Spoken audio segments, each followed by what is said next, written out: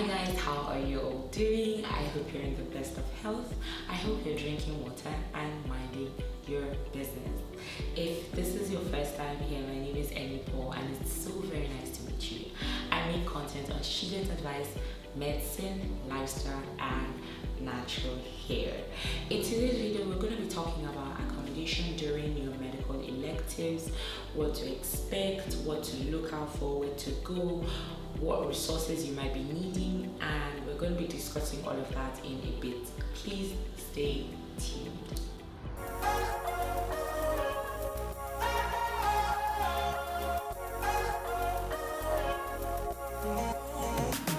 Okay, so now we're going to be discussing what your accommodation options are looking like.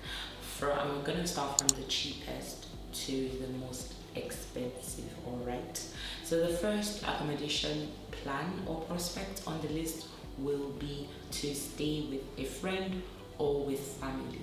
Obviously, if you're staying in or you're squatting with a friend or you're staying with family, you most likely will not be spending any money. So think of this as your $0 budget accommodation plan, okay? And yeah, just be sure that if you're staying with someone, they are well aware in advance to prepare for you, as it will kind of help you and help them as well. Yeah, you're welcome. Alright, so for the next set of people who don't have friends or family, your best bet and the next cheapest type of accommodation plan that will work for you will be to stay in the hospital. Now, why am I saying stay in the hospital? There are some hospitals that do have plans to rent their rooms or kind of let students stay in the hospital as well, and they will typically offer these plans or show you these plans. They will typically show you these plans or offer them to you while you're applying for your elective program. They'll tell you there's an option for accommodation. They'll tell you all of these things, and I know at first you'll be thinking, Jenny Bravo, they want to steal my money, what not. But baby girl or baby boy, you better apply and stay in the hospital provided accommodation. Ojuju will not catch you there. No, Ojuju will not catch you. The reason why I'm saying to stay in the hospital provided accommodation is, as expensive as it might look upfront, it will save you a lot of transportation or commute costs. One, and two, everything you kind of need is within your reach. So if this is something that you've been considering, contemplating, or you've been faced with this offer already and you're thinking, well, I've seen an accommodation somewhere that's way cheaper, baby boy, you're going to spend more money on your transport, believe me, and then in the end you're going to spend almost twice as much as you would have spent just staying in the hospital provided accommodation. Yeah, another perk is some of the hospitals also provide like free accommodation, but that is if you apply early enough. So my tip here will be to apply early enough and find out what the accommodation options are looking like. Okay, just do your research, guys. To be honest, I found a hospital with free accommodation, but then you have to have applied like 18 months in advance. So guys, and 18 months is a long time. I mean, we've been in lockdown now and a lot of things have happened. So imagine if someone had an electives for 18 months time, that would be something. Yeah, so yeah, please do your research. Okay, the next part of your accommodation options or your accommodation prospects will be shared apartments, and I'm going to be talking about this more because a lot of people will most likely be doing this. People who don't have friends, family, loved ones, people who their hospitals don't happen to offer them accommodation, or their hospitals don't have accommodation plans for people on medical electives with them, or people that just don't have a place to sleep. Okay, so basically what you're going to be looking for here are shared apartments, because they're the next best cheap option. Hey, I'm not saying that some people that can't afford more, but if you're looking to cut costs and you're here to learn how to cut costs and make your elective work for you, then yeah. So guys, the first option will be to check different sites. There are different sites that actually offer there are different sites that actually show you, that's the word, that actually show you what is where and whose house is free or whose room is free to rent, not. While I do know that there are some people who do this swap a room for room thing, where I would swap my room over here for someone else's room over there, or apply to be walking their dog and have a place to sleep. I know that not all of us will be able to do this at the same time as applying for a medical elective.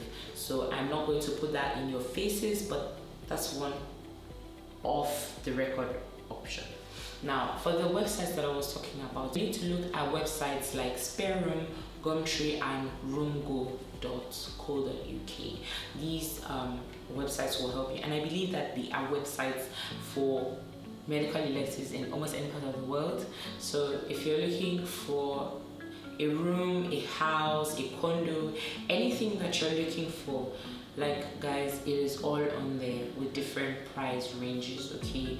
So bear in mind that the more expensive or more fancy what you're looking for is, or the more spacious, or the more people, the more expensive it will actually cost you. So this is something that you want to factor in mind when you're choosing a house or when you're choosing a room to rent for your medical electives program, okay? In my time, I'm going to use myself as an example here. What I ended up doing was I went on Gumtree and Spare Room, and then I did do a lot of searching using the postal code of the hospital that I was going to be working at. Okay, so you can search via postal code, you can search via street, you can search via building or the name of the hospital. Just type it in and it will bring out everything that is, every room, every house that is around there that's available for renting. So what do you want to do after you find this? You want to talk to the house owners. You want to tell them, oh, I found out about your listing, your place is available. What are your rules like? Do you mind if I have pets? You have to talk about all of these things with them. Ask them questions. They would surely reach out to you and reply you. Another thing that I did while I was looking for houses was to sign up for their email letters, because since I've advised that you start looking for everything early enough, it is most likely that the demand for accommodation at that point in time might not be very great on you. You might still feel, oh, I still have 2 months to look for a house. I still have 3 months to look for a house. I still have 5 months to look for a house. Baby boy and baby girl, the early bird gets the actual worm here, okay? So what you want to do is sign up to the email search, like sign up to that search via your email to get new listings, as new houses are going to be available in summer, or they're expecting that more tourists will come around and whatnot. You actually might get a place that's good on price, okay?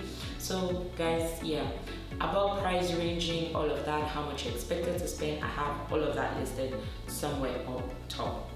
I have a bonus tip for you guys as always. So and the bonus is going to be that you can actually sign up on Spare Room, I believe spareroom.com or so. I'm going to leave the link in the description box, but you can actually sign up on there and leave rent free, okay? So you might end up winning something, or you might end up winning something else like 4 weeks rent free or 2 weeks rent free, which is actually a lot if you ask me.